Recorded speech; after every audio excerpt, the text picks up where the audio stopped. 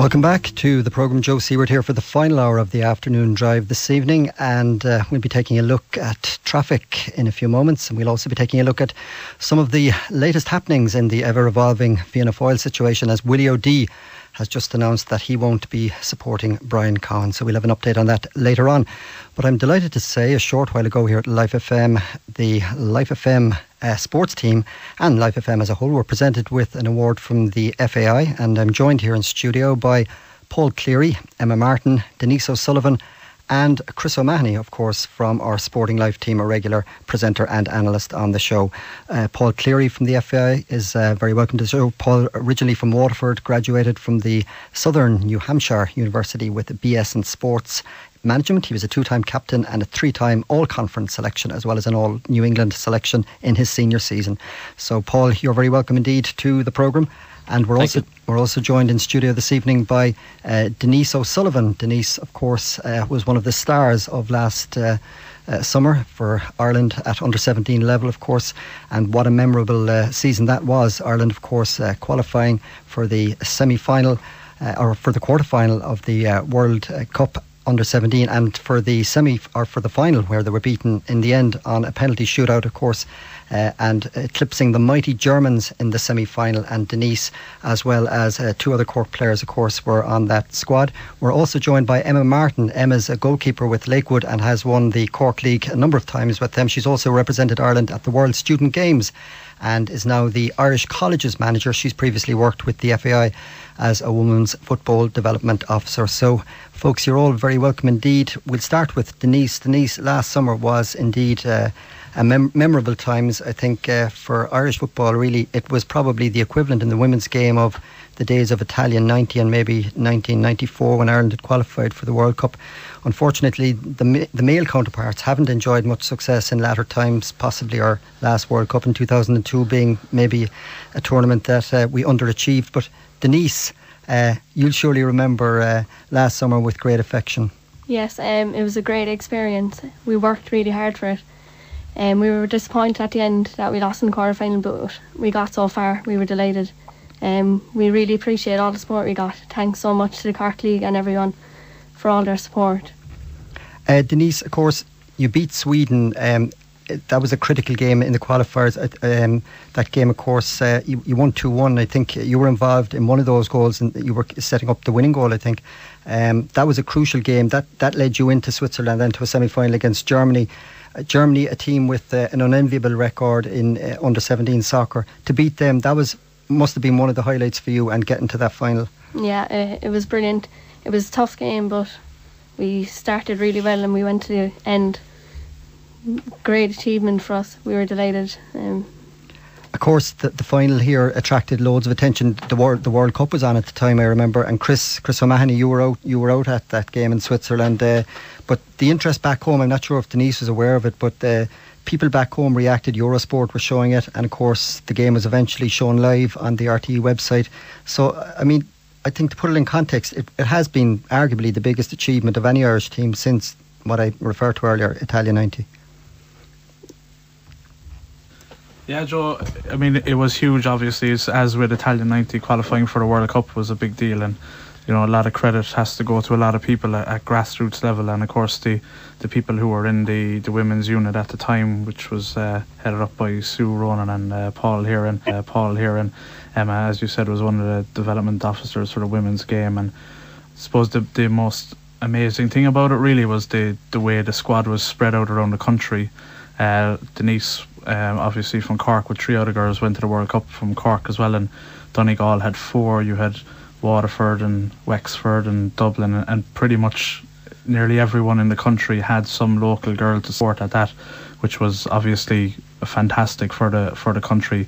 I think there was a couple of girls from Reading as well who qualified through the grandparent rule or the father rule or something like that, but generally speaking it was a huge spread, and a lot of credit has to go to all the people right around the country who were doing all that work. And you know, we here had 4 people to support, but as I said, nearly everyone had at least one girl to support who would have been a local. And of course, Denise, there was plenty of travels on that trip. As I referred to the game against Sweden, that game took place in Ukraine. you'd been unbeaten going into that match, I think, to win to ensure qualification. So obviously that was Sweden are a team with a huge record as well in ladies soccer. So that obviously was arguably the turning point of your whole season. Yeah, we knew going into the game it was going to be very tough, but we just concentrated on it, and beforehand we just worked on what they were going to do and what their team is like. But it was a tough game, but at the end we worked really hard for it, so I think we deserved to win. What was your reaction after the final?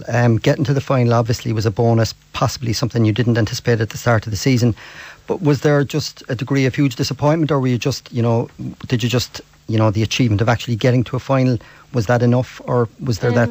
It was disappointing, but the achievement of getting to the final was brilliant. We were all really delighted and very proud, but it was a great achievement. And moving on then to Trinidad and Tobago, you played in a number of fine stadiums there. I think one of the stadiums named after Dwight York, one of the superstars. That was another tournament which was, Ireland again. The defeat of Brazil, that must have been one of the most unbelievable results, I think, that Irish soccer would have seen in a number of years. Sorry, you were beaten to Brazil. That's my apologies for that. But Canada was the team that you beat en route to that quarter-final success. That clearly was a huge result. Yeah, it was a brilliant result. Again, we worked really hard for that again, and we were delighted. Now, awards have been coming in while LifeFM has been recognised today with an award by the FAI, and as I said, we're joined here in studio by Paul. Paul, the team at the end of the season got a Texaco Sports Award, and they also got the UEFA Championship Fair Play Award. So the FAI is surely hugely proud of the achievements of this team. Oh, we are, and I think the whole country is very proud of them. I think it was great to see the team do so well at world level, and as you said earlier there, for the team to top a group that had Brazil, Canada and Ghana in it, and to beat the Germans, the Swedes, all powerhouses in soccer. And I think you could argue that this is probably the greatest achievement by any soccer team, male or female, in the country, given the landscape, I suppose, of the women's game and where it's come from in the last couple of years. So the FAI are very proud of the team, but I think everybody should be proud of the accomplishments. And as Chris said, it was a truly well spread out team. There was players from all over the country, and I think it's something that I think will give the young girls that are playing the game in the various leagues around the country, it will give them role models that they can kind of look up to and aspire to be like. And the hope is that this will kick the game on even more over the next few years.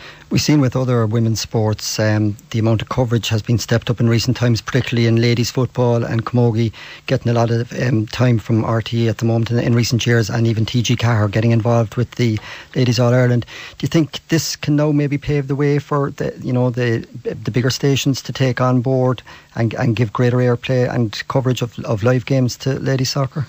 I think so. I mean, as Chris mentioned, their RTE ended up showing the final against Spain live on webcast, and the games were on Eurosport. And I think anyone that watched the games and saw the goals that the team scored, it's legitimate soccer, and it deserves to get the same attention that the other sports are getting.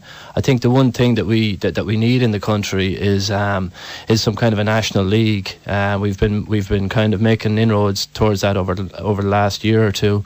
It's getting closer to fruition, and I think once we have the national stage like that to be able to showcase our best players, I think once our teams continue to achieve and do well, we should get the due coverage that the players deserve, because Denise and the players involved in those squads work every bit as hard, if not harder, than their male counterparts. I mean, they have to travel huge distances to get to training at times, and the commitment that they put in for multiple teams shouldn't be taken lightly.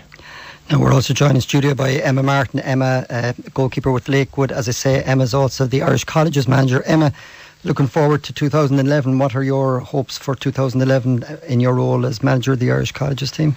Well, we've got our first trial coming up this weekend now, and we've a number of players actually from Cork as well, from both UCC, Cláiste Stuff Éfa and CIT, and our aim would be obviously to develop a squad from that, but also to showcase players for the World University Games this year, which will take place in China.